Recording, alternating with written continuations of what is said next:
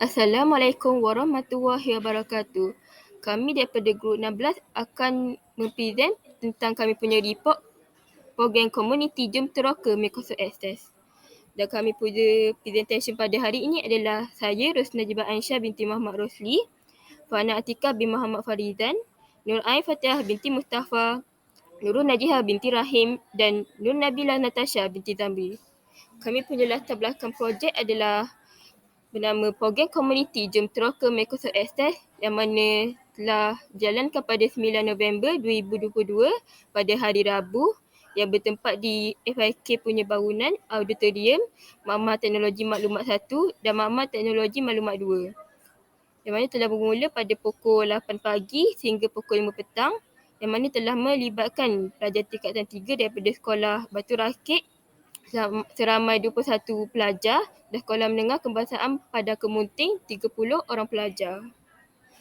Seterusnya, latar belakang untuk Microsoft Access ni, ia merupakan satu database management system yang mana telah dilancarkan pada 1992 yang berfungsi untuk menyimpan, edit dan view data. Lepas tu collect all type of data and a good choice lah untuk kita simpan data. Contoh data untuk tempahan hotel ataupun data untuk tempahan kereta. Okey, seterusnya adalah objektif. Kami punya objektif adalah yang pertama, kami ingin membantu pelajar lah cara untuk memanfaatkanlah teknologi-teknologi yang ada secara efisien. Lepas tu yang kedua, kami nak open up minda pelajar lah tentang kita punya teknologi lah yang Microsoft ni bukan sekadar hanya ada presentation, hanya ada Word, tapi dia juga ada access lah yang kita boleh guna untuk simpan data. Kita juga nak build soft skill student, soft skill yang diorang tak boleh dapat daripada kelas lah. Diorang hanya boleh dapat bila diorang join program-program luar macam ni lah. Dan itu kita juga nak student-student muda ni dah ada minat lah dalam bahagian STEM, bahagian-bahagian teknologi-teknologi lah. Okey, seterusnya.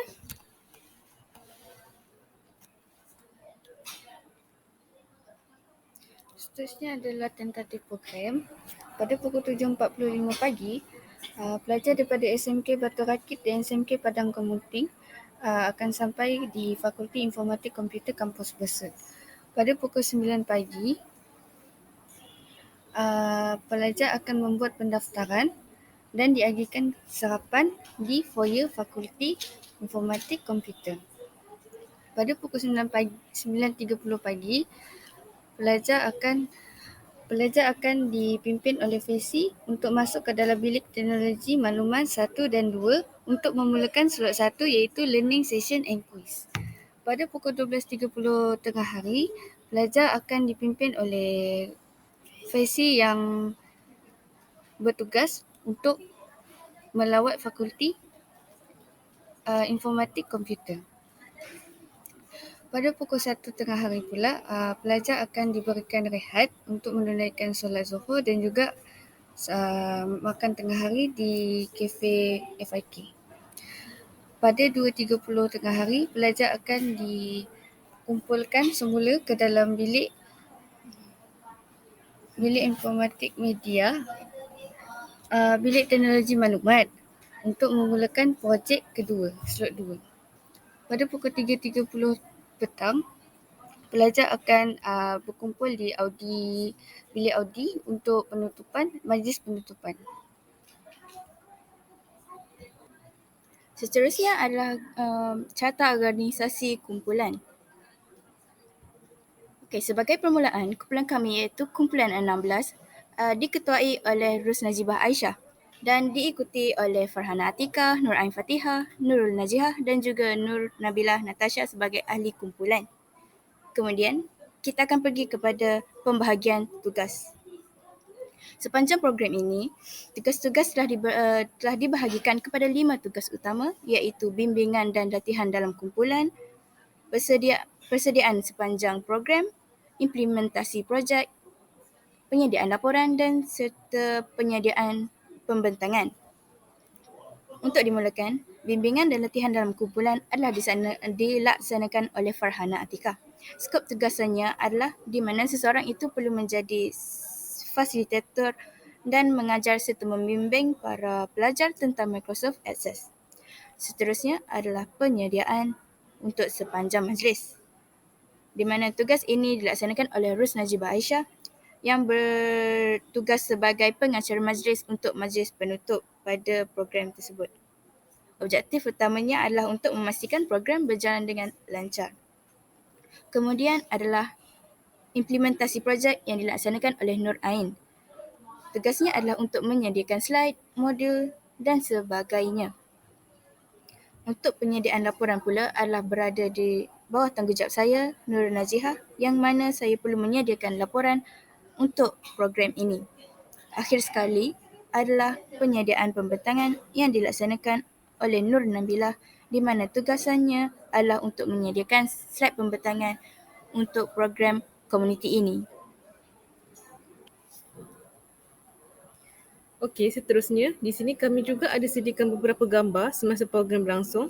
Kalau boleh lihat, ini semasa pelajar dari SMK pada Kemunting dan SMK Batu Rakit selamat sampai di UNIZA dan terus daftar diri di foyer. Ini gambar semasa penganggihan makanan. Para pelajar disediakan nasi belau untuk makanan tengah hari. Ini pula gambar semasa slot 1 di mana para pelajar diberikan pendedahan tentang berkaitan cara menggunakan akses. Slot 2 pula, para pelajar diberikan tugasan untuk melakukan projek dengan bimbingan para FESI. Ini gambar majlis penutup yang dijalankan di auditorium pada pukul 3.30 petang. Ini adalah gambar semasa bacaan doa dan selepas bacaan doa diteruskan dengan ucapan dari dekan. Dan di akhir majlis, pihak UNIZA telah memberikan penghargaan kepada pihak sekolah dengan memberikan sedikit cendera hati dan disudahi dengan sesi bergambar bersama. Okey, ini disertakan juga beberapa gambar projek yang dilakukan oleh pelajar. Ini adalah database untuk jenis bidik yang ditempah, nombor bidik, harga bidik, semua tersimpan dalam database ini. Next adalah customer form. Form ini digunakan untuk mendapatkan maklumat tentang pelanggan yang ingin menempah bidik. Akhir sekali, booking receipt di mana semua maklumat berkaitan pelanggan dan bidik yang ditempah ada dinyatakan di sini. Next, ini adalah antara slide yang digunakan semasa proses pengajaran kepada para pelajar.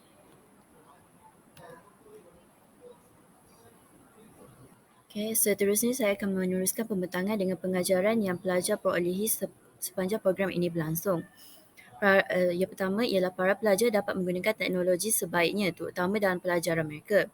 Seterusnya, para pelajar juga dapat menyedari bahawa teknologi dapat memudahkan urusan seharian mereka.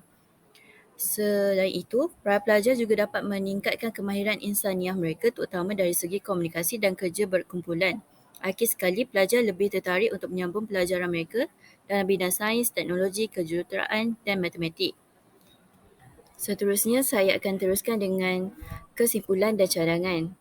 Antara kesimpulan yang kami boleh ketengahkan di sini ialah para pelajar dapat memahami perkara asas mengenai Microsoft Access dan mereka juga boleh mengaplikasikan pengetahuan mereka tentang pangkalan data sewaktu menyiapkan projek yang diberi.